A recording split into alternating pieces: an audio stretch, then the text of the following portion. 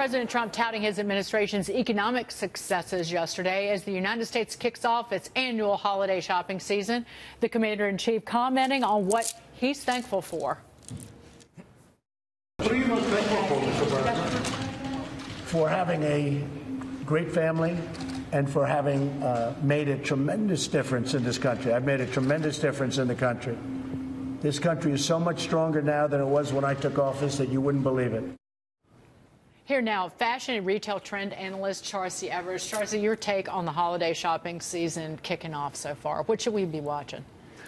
We are all about experience at retail right now, and that's what's drawing people into the stores. I keep saying that Black Friday is back, and that's what customers are coming in for, the experience. And we're seeing that across, all the big box stores as well as smaller retailers as well. What kind of experience other than just elbows and shoving from the crowds? Because you're talking about things that the retailers have really planned, right, to really push it to get people to produce foot traffic. Right, exactly. And it's part of a much larger shift in retail in general, this idea of creating experience centers and touch points, because we all know that we can all buy everything online. So what's going to give me a reason to come into a store? Target, for example, has over 25,000 hours of retail experience planned throughout the holiday season. They have hours of play for kids, really kind of taking advantage of the hole in the market that Toys R Us left, inviting children in and having play dates with them, and actually letting them use the toys before you're even buying them. So it's really creating a way to get them into the stores.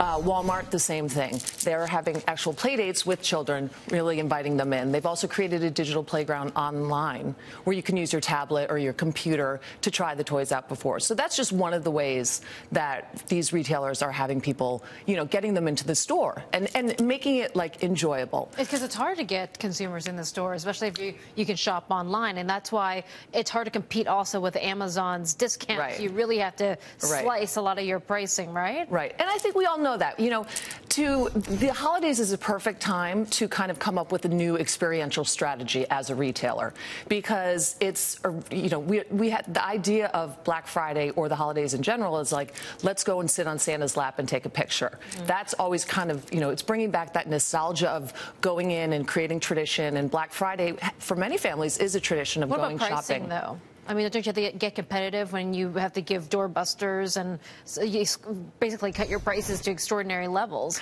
I think that retailers are really trying to get away from that stigma that Black Friday has of people fighting over TVs at the door, and making it more of a kind of feel-good family experience. There's always we know we're going to get the best prices online. We know that the deals are out there, but it's kind of, again, as I said, it's part of this larger shift in retail in general of creating an experience, and the holidays really lend itself well to that. So, Mike, who do you think some of the winners will be this holiday season? Target for sure. I know the earnings were, was not a good Tuesday for them, but they've reinvested in their company. They put money back into the stores, and really, built up their e-commerce business. So I think we'll be surprised to see them. I think they'll have a good holiday season. So Charcy, you talked about Kohl's and Target, and Kohl's did talk about investing more in their business, perhaps some more on these experiences. What about the mall operators? They've been under a lot of fire as these large retail investment-intensive places. Is there any talk amongst the mall operators about how to provide more experiences? Oh, absolutely. I think that's why, we talk a lot about a retail apocalypse, and I always say it's actually a retail renaissance. It's a much needed renaissance and rebirth of retail, and it's caused the mall developers to really look at how they're using their space, right? So Roosevelt Mall, for example, has an area where shops are just pop-ups. So rather than going into these long-term leases, which are really difficult for retailers to sustain, and it's a risk in having overhead and inventory, having pop-ups gives me a reason, I know in 1 month it's going to be a different store there. So I'm going to go back into the mall and I'm going to go check out what's new at the pop-up. So it's a little bit of novelty. There's also, Westfield does a great job of incorporating experience in terms with theater, with entertainment, with restaurants.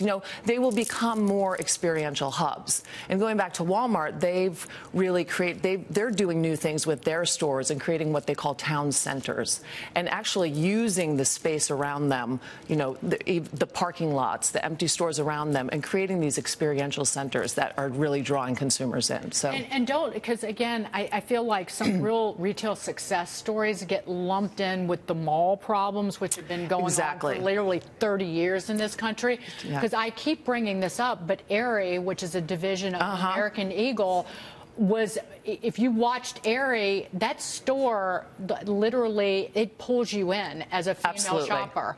That they have such great, inexpensive, like loungewear. If you were watching Aerie versus Victoria's Secret, you would know even 2 years ago that Victoria's Secret was in trouble and that Aerie was on the rise.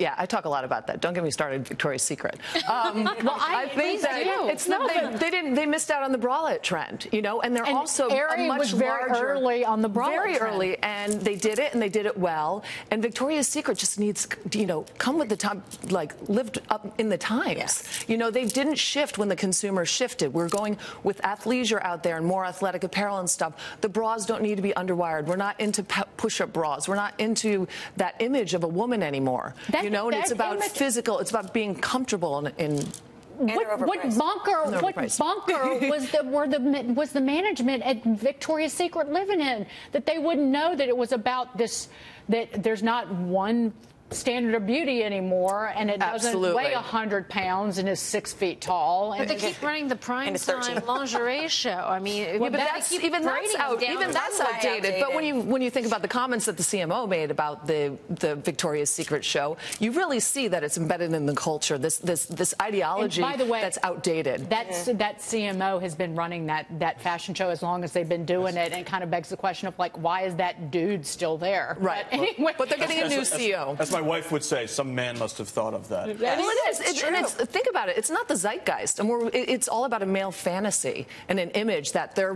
banking off of, as opposed to, like, Me Too, women's power, like, get with today. I'm glad listen to the women, make money. I'm glad I got you started on that really quickly. Who do you think will be the big winner this weekend, retail-wise? I think Macy's is doing a great job.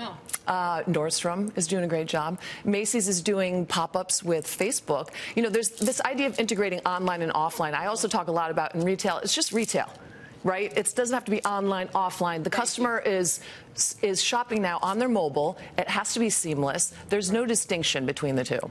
Charcy, great to see you. Come back. I will. We'll talk about everything. Charcy Evers.